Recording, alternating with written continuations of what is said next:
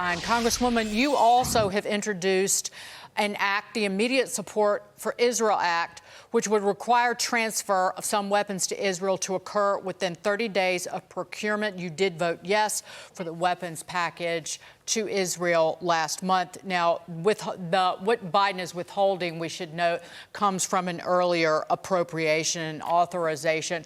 But on to the article of impeachment.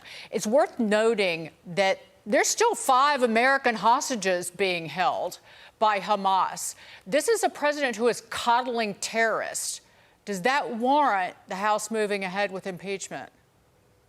Well, just using the Democrats' own standards, and I appreciate the fact that Congressman Mills is so clear about that. 98% of the language is exactly what they justified impeaching Trump on. But Democrats have been fighting aid to Israel now for months. The House passed an aid package to Israel months and months ago, last year, that Schumer sat on. We had to pass another bill, but it was only attached to what their programs were that they wanted to get in. We passed it, and now you've got the president who's sitting on it. And he is allowing, our folks who are over there, our citizens who are over there right now, who are being held hostage. Again, the message that the Biden administration is sending is they are weak. They're not even responding to Congress. And the fact that I had to introduce a bill that would force this administration to do the job that Congress has already defined, has already passed in a bipartisan manner, it's ridiculous, it's dangerous, and it's got to stop. I applaud you, Beth, for your bill to force Joe Biden to spend the money that was duly appropriated, and Corey Mills for saying, you know what, we're going to let Democrats live by the same standard that they set for Donald Trump. But the question always remains, with the tight majority in the House, I don't know if you guys have had a conversation yet, a conference yet, is there going to be a pathway that all Republicans can move together on, whether it's your bill, Corey Mills's bill, or another bill, to hold Joe Biden and Democrats accountable? Well, look, Corey just announced his bill on impeachment, so obviously we haven't had a conversation about that yet. But we have been talking about impeachment articles other than just for what his latest move on Israel, starting with what's happening at the border.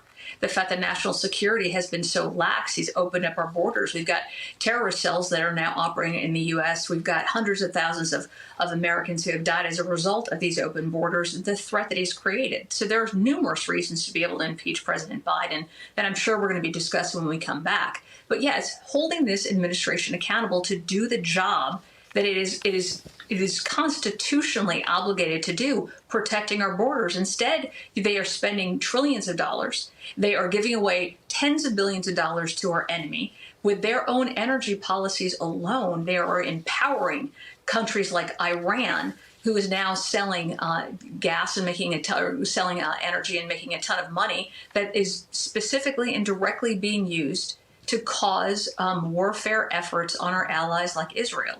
We have the ability to be able to stop it, but Biden is simply ignoring the law and ignoring the intent of Congress, and we've got to push ahead, at least as long as we've got a Republican majority in the House. That's what Andy McCarthy wrote in the National Review when comparing what the sabotage of Israel that Joe Biden has done. He said, I'm not urging the House Republicans to impeach Biden over withholding aid to Israel. He said the president deserves to be impeached over his inexcusable dereliction of duty in refusing to secure the border and faithfully execute the immigration laws.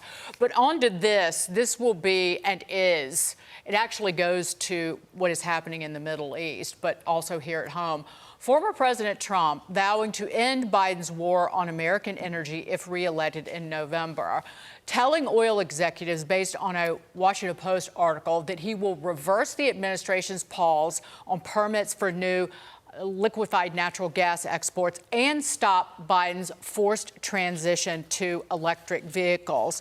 Congresswoman, I just want to take note. The headline in the Washington Post is "Inside a $1 billion pitch from Trump to big oil."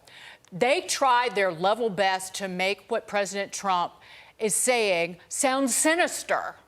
And it's not. It is actually his pitch to the American people for prosperity and national security.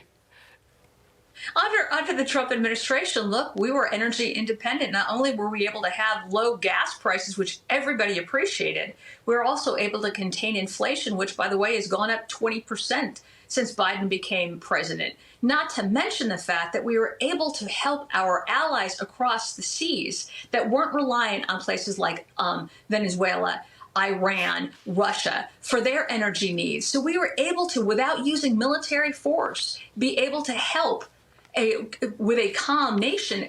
What you're seeing right now is craziness. You're empowering our enemies that are, having military force against our allies, but not to mention what it's causing the American people. 20% increase when you look at the increase that they're paying in energy alone, as well as everything that's delivered, people getting to work, all of those things have increased. And it is as a direct result of Biden's energy policies, his attack on American energy, and his Green New Deal scams, which are not only empowering places like Iran and Russia, but also empowering places like China, where he's forcing us to be dependent on those products that are coming out of China, specifically just for EV vehicles and other such nonsense, that where he's putting his thumb on the scales of winners and losers, and he's picking China over U.S. companies and U.S. economy. And there is a distinct difference. Donald Trump wants to grow, expand American energy. Joe Biden is trying to kill it. So I imagine that oil companies and their executives are going to side on the team of those who want to see them expand and grow versus die, but we'll see how that plays out. Beth Van Duyne, it was a pleasure to see you, and I'm sure Texas wants to keep pursuing oil. A lot of good jobs down there. Yeah, we oil do. and gas. Thanks, Beth. Thank you. Joe Biden